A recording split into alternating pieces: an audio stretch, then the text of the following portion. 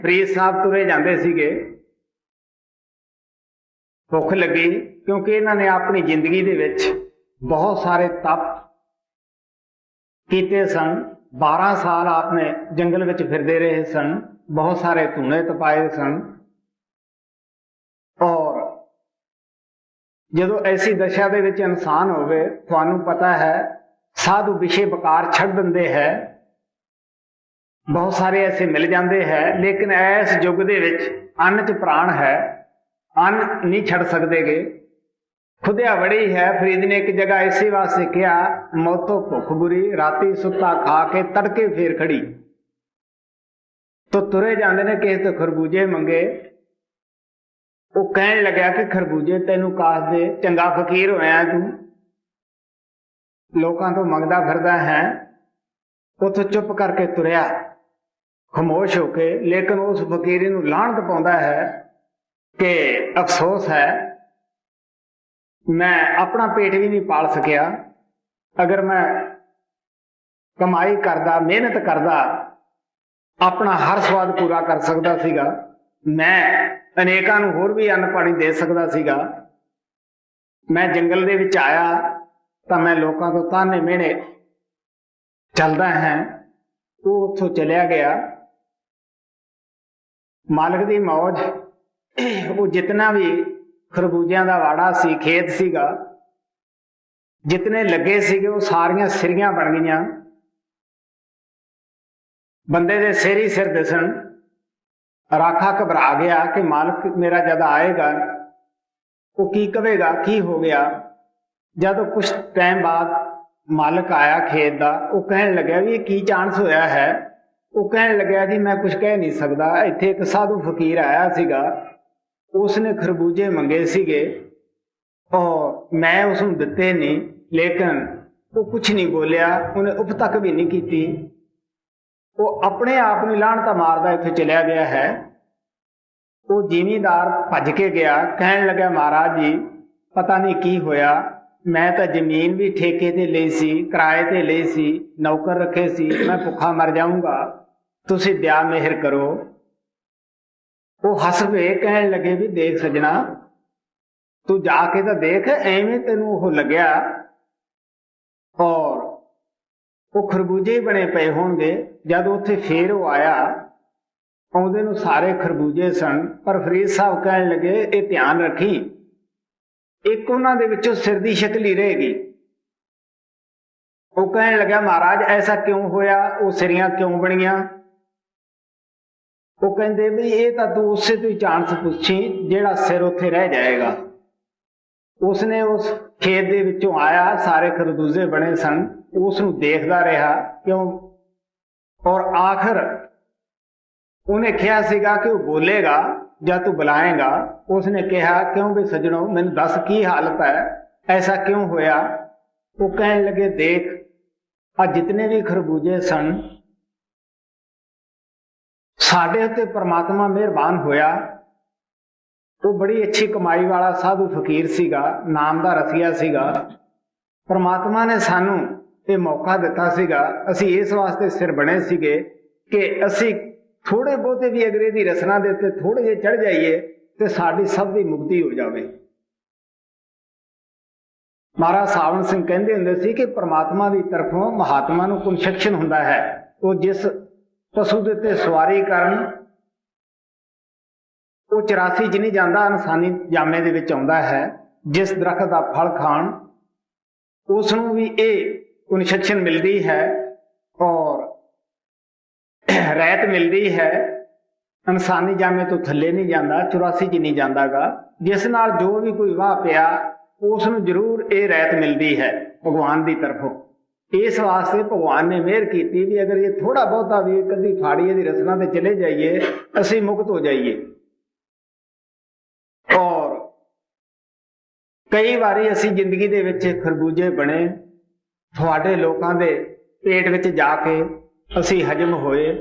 कई बारी तू बनिया, तैनू असी बाजार दे विच वेचदे रहे, तू लोगों के मेधे जांदा रहा। ये तो एक बड़ा सोहना मौका परमात्मा ने दिता होया सीगा और वो बड़े पछताए कि हुण अगर वो फकीर मिले तो असी ਜ਼ਰੂਰ ਉਸ ਤੋਂ ਅੰਦਰਲਾ ਭੇਦ ਲਈਏ, ਅਸੀਂ ਵੀ ਅੰਦਰ ਜਾ ਕੇ ਆਪਦੇ ਜੀਵਨ ਨੂੰ ਸਫਲ ਕਰੀਏ। प्यारे बच्चों, जो कहानी अभी बाबा जी ने कही मैं उसको हिंदी में कहने की कोशिश कर रहा हूँ। परमात्मा की रियायत। फरीद साहब ने अपनी जिंदगी में बहुत तप अभ्यास किए थे। वो बहुत महात्मा, बहुत बड़े महात्मा थे। उन्होंने अपनी जिंदगी में बहुत ही तप अभ्यास किए थे। उन्होंने बहुत साल, लगभग 12-13 साल वो जंगलों में ही घूमते रहे। वहां उन्होंने हर तरीके का तप अभ्यास किया। एक बार की बात है कि फरीद साहब कहीं जा रहे थे, चलते चलते उनको भूख लग गई और वो जिस खेत में से जा रहे थे वहां खरबूजे का खेत था, वो मस्क मेलन जिसको कहते हैं। और उन्होंने सोचा कि क्यों नहीं खरबूजे इससे मांग के खाए जाए। तो जब वो जो वहां रखवाला तो उससे खरबूजे मांगे तो उसने कहा कि मैं तुम्हें खरबूजे क्यों दूं, तुम एक फकीर हो, लोगों से मांगते हो। फरीद साहब खुद से ये कहने लगे कि लानत है, मैं अपना पेट भी नहीं भर सकता। अगर मैं कमाई करता, मेहनत करता तो अपनी हर जरूरत पूरी कर सकता था और दूसरों का पेट भी भर सकता था। मैं जंगल में आकर लोगों के ताने झेल रहा हूँ। ये बोलते हुए वहां से चले गए। उनको अच्छा नहीं लगा और उन्होंने अपने आप को ही बुरा बोला। मालिक की मौज हुई कि जितने खरबूजे खेत में लगे हुए थे सारे इंसान के सिर बन गए। हर तरफ सिर ही सिर दिखाई देने लगे। खेत का रखवाला घबरा गया कि मेरा मालिक आएगा तो पूछेगा कि यह क्या हुआ। कुछ समय बाद मालिक आया तो उसने वही सवाल किया कि ये क्या हुआ। रखवाले ने कहा कि यहाँ एक फकीर, साधु फकीर आया था, उसने खरबूजे मांगे थे, मैंने उन्हें दिए नहीं और वह मुझसे तो कुछ नहीं बोला, लेकिन अपने आप को लानते डालता, अपने आप को बुरा भला कहते हुए यहाँ से चला गया और उसके बाद ये खरबूजे ऐसे हो गए। मालिक उस महात्मा के पीछे, फरीद साहब के पीछे भागा और उन्होंने जाके उनसे मिला और उन्होंने बोला कि महाराज जी मैं भूखा मर जाऊंगा, आप दया करो, क्योंकि जो खेत वगैरह मैंने रेंट पे लिया वो काफी मेरा खर्चा हो गया, अगर इसी तरीके से रहेगा तो मेरा तो बहुत नुकसान हो जाएगा। फरीद साहब ने हंसकर कहा, देख प्यारे, तुझे ऐसे ही भरम हो रहा है, वापिस जाकर देख वहां खरबूजे ही होंगे, बस एक खरबूजा ही सिर रहेगा, बाकी सब नॉर्मल खरबूजे रहेंगे। खेत के मालिक ने फरीद साहब से पूछा कि महाराज जी ऐसा क्यों हुआ, वे सिर क्यों बने। फरीद साहब ने कहा, या तो सिर से पूछना। मालिक जब खेत वापस आया सारे खरबूजे बन चुके थे। फरीद साहब ने जैसे कहा था कि जो खरबूजा इंसान के सिर जैसा होगा, तुम्हारे बुलाने पे वह बोलेगा भी, तुमसे बात भी करेगा। खेत के मालिक ने उससे पूछा, क्यों भाई, बता ऐसा क्या हुआ। उस सिर ने कहा, देख हम जितने भी खरबूजे थे हमारे ऊपर परमात्मा मेहरबान हुए थे। हम जिंदगी में कई बार खरबूजे बने, लोगों के पेट में हजम हुए। कई बार तुम खरबूजा बने, हमने तुम्हें बाजार में बेचा, तुम भी लोगों के पेट में गए। यह परमात्मा ने बहुत सुंदर मौका दिया था। बहुत अच्छी कमाई वाला फकीर साधु था, नाम का रसिया था।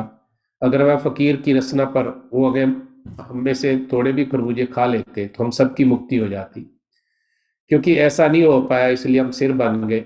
अब यह मौका गवाकर किसी और का खाना बनने का क्या फायदा। हम बहुत पछता रहे हैं। अगर वह फकीर मिले तो हम जरूर उनसे अंदर का भेद लें और अंदर जाकर अपने जीवन को सफल बनाएं। महाराज सावंत सिंह जी भी कहा करते थे कि महात्मा को परमात्मा की तरफ से काफी रियायतें होती हैं। वो जिस पशु के ऊपर सफर करे उसे सवारी कर ले, जिस पेड़ का फल खा ले उसे 84 में नहीं जाना पड़ता, इंसानी जामे में सीधा आता है। इस कहानी से हमें शिक्षा मिलती है कि संत बहुत पवित्र होते हैं, उनकी संगत में मिलनी हर किसी के नसीब में नहीं है। हमारे बहुत अच्छे भाग्य हैं, हमें पूर्ण संत हमारे प्यारे बाबा जी की संगत करने का मौका मिल रहा है। हमें इस मौके का पूरा फायदा उठाना चाहिए, उनका कहा मानते हुए भजन अभ्यास करना चाहिए और अपने जीवन को अच्छा बनाना चाहिए। मैंने हमेशा ये कहने की कोशिश किया कि कहानियां सिर्फ और सिर्फ हम सबको एक तरीके से किसी उदाहरण देके बताने की संतों की कोशिश रही है। यही बाबा जी ने भी यही कहा है कि संत कितने दयालु होते हैं, वो परमात्मा रूप होते हैं।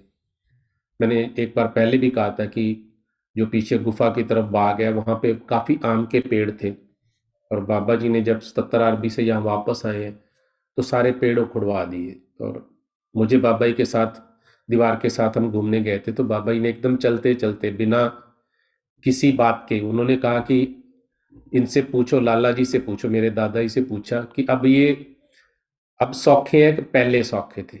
मैंने पूछा बाबा जी आप किसके बारे में बात करें? तो बाबा जी ने कहा कि मैं इन आम के पेड़ों के बारे में बात कर रहा हूँ। तो बाबा जी बहुत खुश हुए, बहुत हंसे। तो बाबा जी कई बार मजाक में भी कहा करते थे कि कईयों के घर लड़के, कईयों के घर लड़कियां बन के पैदा हुए होंगे, इनको मानुष जन्म मिला। हमें जो मौका बाबा जी ने दिया, हमने जो देखने का हमें मौका दिया कि संत बहुत दयालु होते हैं, किस तरीके से हम जीवों पे हर तरीके से दया करते हैं, वो कोई तरीका नहीं छोड़ते।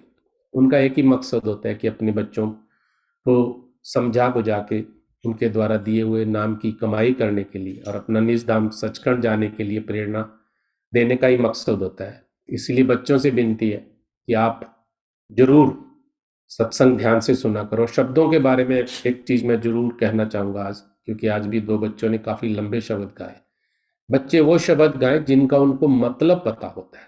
आप लंबा शब्द गाएं ये जरूरी नहीं है। आप अपने पेरेंट्स से उस शब्द का मतलब सीखें, क्योंकि आप जब लंबा शब्द लेते हैं तो आप बाद में आके थक जाते हो, आपसे बोला नहीं जाता, कई बड़े भी नहीं बोल सकते। इसलिए आप छोटा शब्द ले और उस शब्द का मतलब जरूर अपने पेरेंट्स से पूछें। और हम बड़ों को चाहिए कि बच्चों को वो जो शब्द गाना चाहते हैं उनका मतलब जरूर बताएं।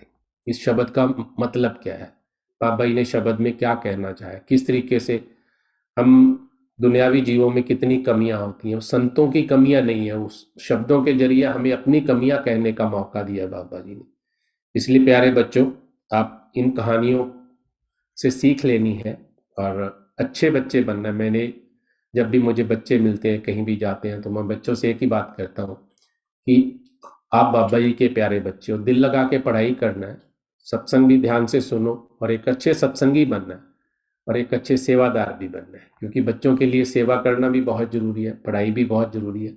इस तरीके से बड़ों को भी उदाहरण बन के, जैसे बाबा जी ने कहा, हम सबकी ड्यूटी है कि खुद भी अच्छे बने, अपनी तरफ से जो बाबा जी ने हमेशा कहा है और कहते हैं वो करने की जरूर कोशिश करें, ताकि बच्चे हमारे हमसे सीख के वो भी अच्छे सत्संगी बन सकें।